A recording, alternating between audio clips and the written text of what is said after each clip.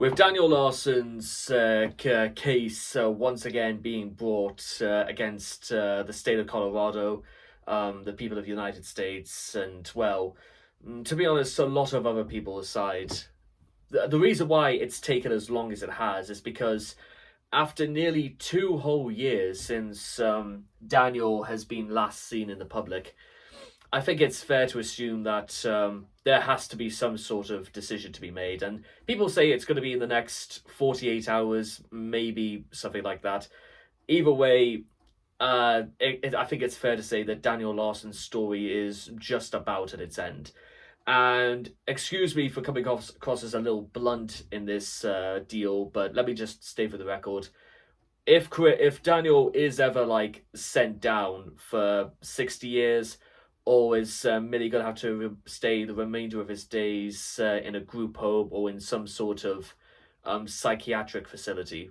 Is it even countenance to even use words like asylum nowadays? Like a mental asylum? I don't really feel like that's a particularly modern phrasing anymore. However, what I'm trying to say is that Daniel would probably have to be monitored or under such surveillance that it would be nigh on impossible for Daniel to return to the outside world.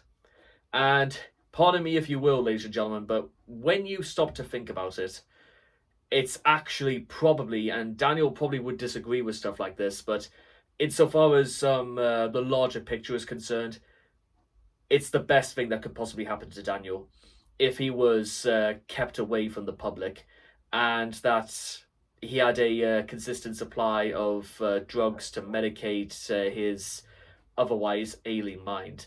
For we have to remember, ladies and gentlemen, and that this is something I've said quite a few times concerning Daniel Larson, is that this is a man who has autism, schizophrenia, bipolar disorder, is afflicted with post-traumatic stress disorders, and considering his behavior online, as well as what he was like when he interacted with the real world that had nothing to do with being on the internet, he is not a safe man.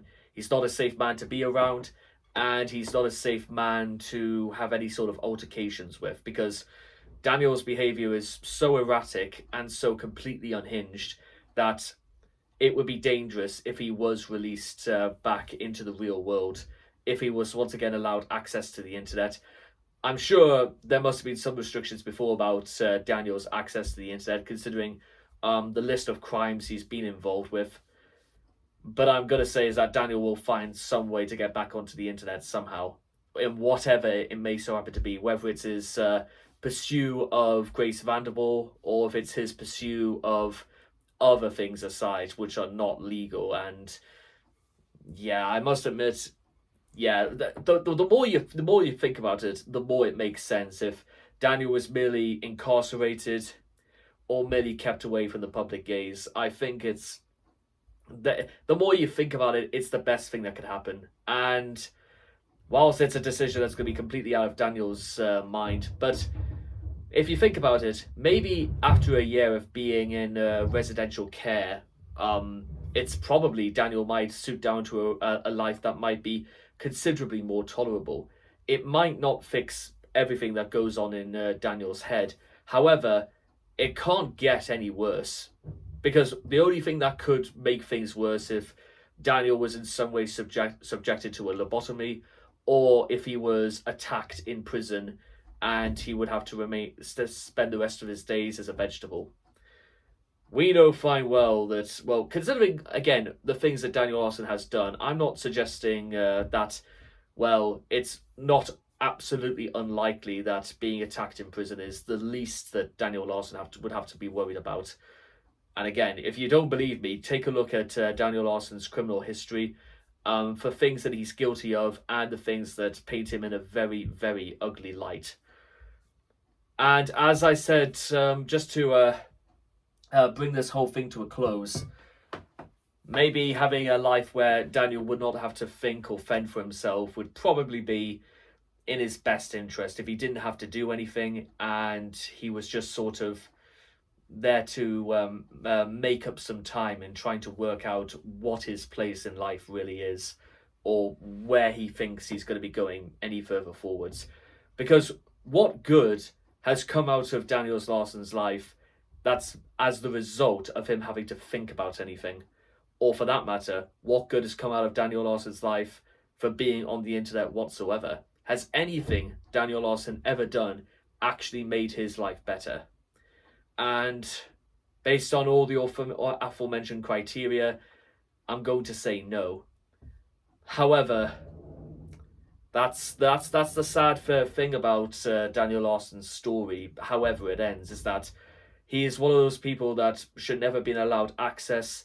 He's one of those people that people should not have had access to.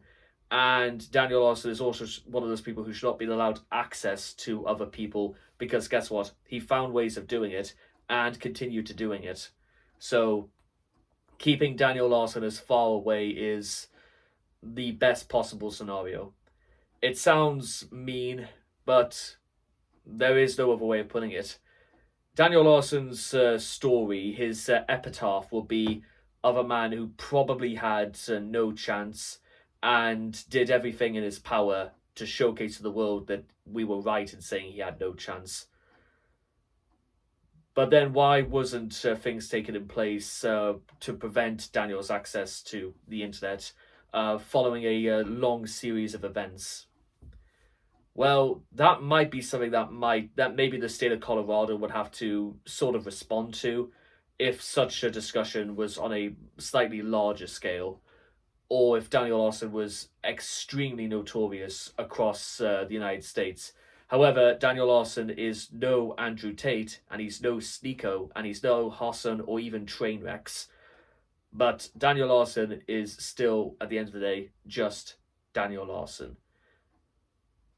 And again, whatever the case of his trial might be, I think that's probably the only real scenario if we had to look at it. Because would you really think yourself safe if Daniel Larson was roaming the streets? We're not saying he's some sort of kingpin merchant of death, but he's still dangerous nonetheless. But with that being said, I'll see you guys again next time. Thank you.